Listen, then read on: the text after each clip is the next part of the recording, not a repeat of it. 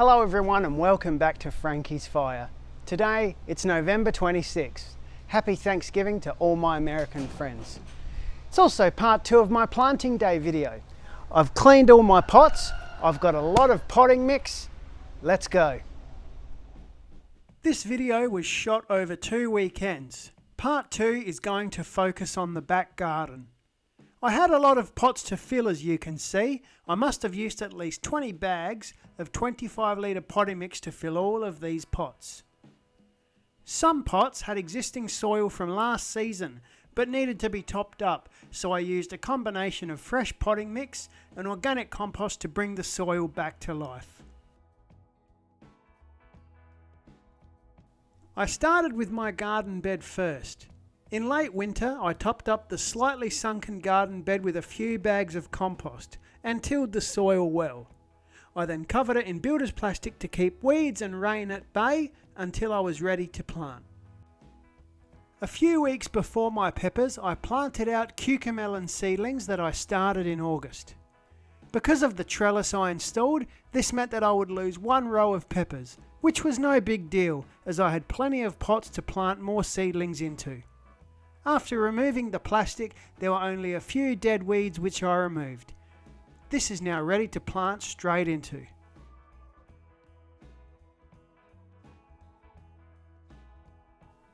I start by using my new garden auger with a cordless drill to make a planting hole and loosen up the surrounding soil. It isn't necessary, but I do it out of habit. I always like to check how deep the planting hole is. I try to plant 1/4 to 1/2 inch above the level of the soil in the seedling pot.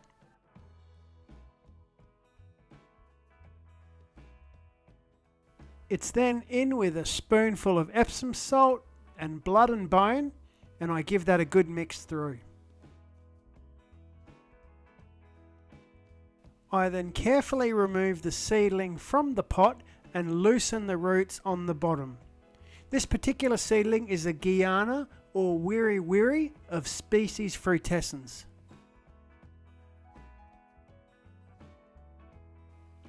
After backfilling, I like to ensure the area surrounding the stem is slightly sunk, which helps with watering and fertilising.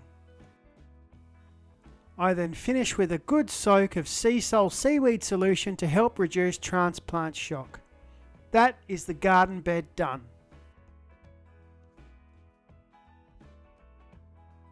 I'm going to do another potting mix experiment with these 3 grey pots, which I will feature in a future video.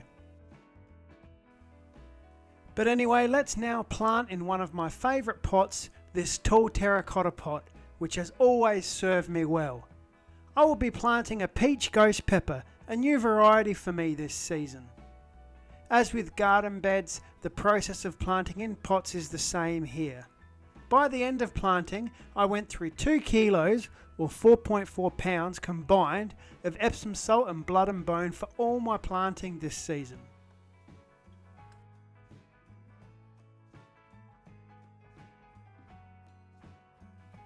A couple of new additions include this raised garden planter housing red and chocolate ghost peppers and grow bags which I have put inside old wooden boxes. The small garden bed is being used solely for tomatoes as peppers did not perform well last season here. As you can see, the tomatoes I started from seed are doing really well and can hopefully expect flowers and fruit in the coming weeks as temperatures rise. And you can't have tomatoes without basil. My Latuga basil is fantastic. It's really productive with massive basil leaves. I'll be making pesto very soon. These are the final seedlings that I have planted. Now into the first week of summer. They will live in front of the main grow bed to make up for the space lost to the cucamelon plant, which is starting to sprawl, and as mentioned before, should take off as the weather heats up over summer. 1 week after planting my main pots, I feed them with a week solution of chili focus and sea salt. A week feed of chili focus is 5 ml of feed per litre of water, So for a 9 litre watering can, I use 45 ml of liquid feed and 30 ml of sea salt, which is the recommended dosage for transplanting and seedlings. Last but not least, I forgot to mention my new vertical garden planter from Mr. Stacky, which has Italian cherry bomb and ahi limon peppers, strawberries and basil for something different. We'll check back on this later in the season.